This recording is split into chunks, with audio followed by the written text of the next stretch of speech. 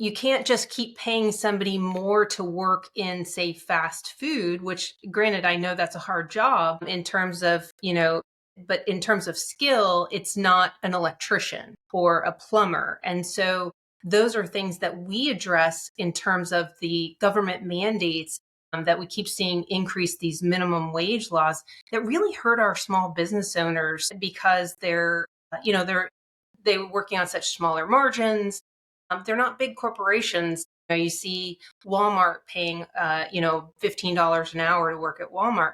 Well, that doesn't mean that a small business owner can necessarily take on that when they don't have high skills jobs. And so they tend to just not hire as many people and have less people doing more. Exactly. And that's an unintended consequence of the minimum wage. No matter how good the intentions are, if the outcomes aren't there that you're desiring, then it's not a good policy. And that's exactly what we see with the minimum wage.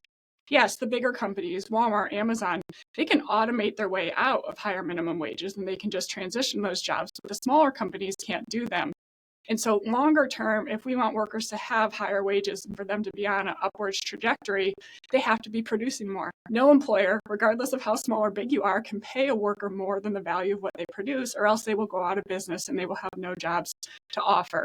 And so we need to be focused on how do we get, starting very young, middle school, high school, how do we get people equipped to be able to produce the things that warrant that higher paying job. And that's where we need to see more of like the career technical education being options in the high schools, more apprenticeships coming out of high schools as opposed to a 4-year college degree. Yes, in many instances, a college degree does pay off, but because there's been so much money thrown at the traditional 4-year degree, hundreds of billions of dollars coming from Washington in subsidies, the value has actually declined over time. And we're at a point now that a third of the degrees that people are getting have a negative return for them. And moreover, too many people are being pushed into college for whom it's not actually the best option.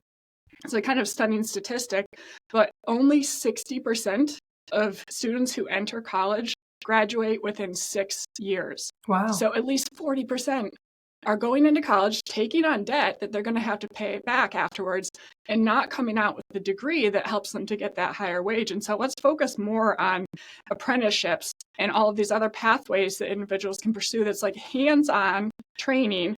And oh, by the way, you don't have to pay 6 figures. You actually get paid while you are in this position. But there are really too few opportunities out there, and that's because there's just massive red tape on those types of programs.